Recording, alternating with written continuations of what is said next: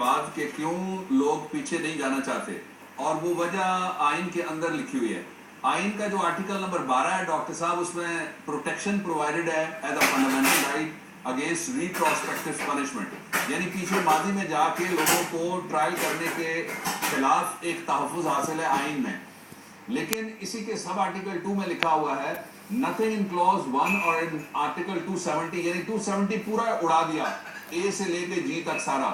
اور کہا shall apply to any law making acts of abrogation or subversion of a constitution in force in Pakistan at any time since the 23rd day of March 1956 an offense،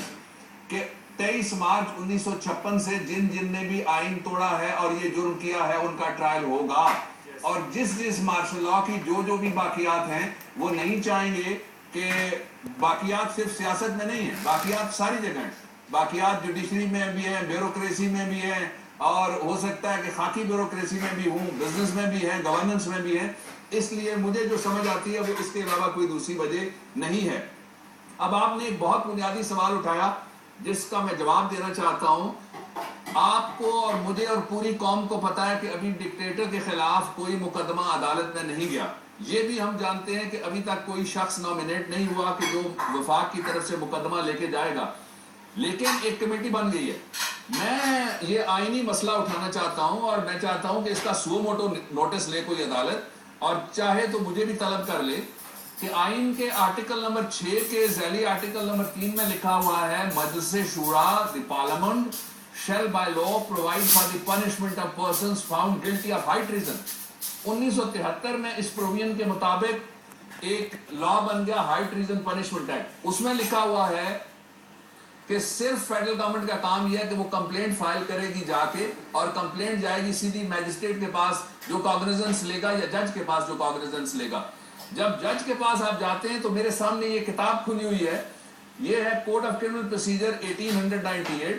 اس کے section 200 میں لکھا ہوا ہے کہ جو ہی complaint جائے گی وہ کمپلیننٹ کو ایگزامن کرے گا اور تحریر کرے گا اس کا بیان، جو عدالت کا بیٹھا ہوا پریزائڈنگ آفیسر ہوگا۔ اس کے بعد کیا کرے گا؟ بہت دلچسپ بات ہے، اس کے بعد وہ یہ کرے گا کہ any court on receipt of a complaint, اس کی یا تحقیقات خود کرے گی یا تحقیقاتی افسر مقرر کرے گی، یہ عدالت کا اختیار ہے۔ اس کے بعد پھر کیا کرے گا؟ یہ بھی بہت اہم ہے جاننا، یہ ساری تحقیقات عدالت خود کرے یا کسی سے کروائے، اس کے بعد کسی ملزم کے خلاف پروسیس یعنی وارنٹ یا سمن ایشو کیا جا سکتا ہے ان ٹرمز آف سیکشن 204۔ میں یہ سوال اٹھانا چاہتا ہوں وفاقی حکومت کے سامنے، میں یہ انصاف کے سارے فورموں کے سامنے یہ سوال اٹھانا چاہتا ہوں، میں یہ سوال پارلیمنٹ کے سامنے اٹھانا چاہتا ہوں، میں یہ اپنے وائبرنٹ میڈیا کے سامنے اٹھانا چاہتا ہوں، میں میڈیا سے بھی زیادہ وائبرنٹ جو ہمارا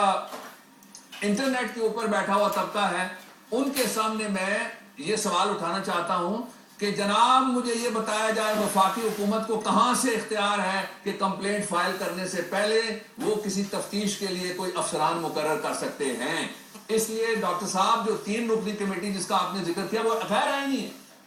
وہ ٹوٹلی غیر قانونی ہے، اس میں بہت اچھے نام ہوں گے، بہت ٹھیک تفتیش وہ کر سکتے ہوں گے، مجھے ان کی اہلیت میں بھی کوئی شک نہیں ہے، اور امپارشیلٹی کے اوپر بھی میں کوئی ڈاؤٹ نہیں کرنا چاہتا۔ لیکن بنیادی سوال یہ ہے کہ ایک طرف آپ کہتے ہیں ہم قانون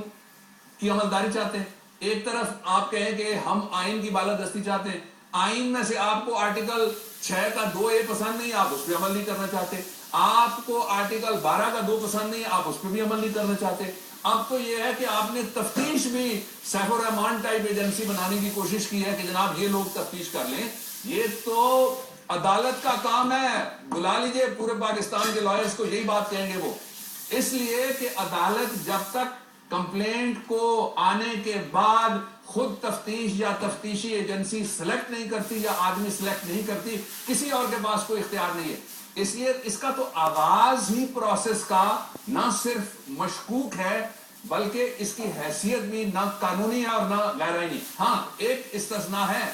پرائم منسٹر ایگزیکٹو آرڈر کر سکتے ہیں کہ وہ کوئی کام کروائیں، تفتیش نہیں کروا سکتے وہ، نہ ہی کوئی کمیٹی بنا سکتے ہیں آرٹیکل 6 اور ہائی ٹریزن پنشمنٹس ایکٹس کے حوالے سے۔ اب دوسرا سوال چیئرمین نیب کا آپ نے بڑا زبردست اٹھایا،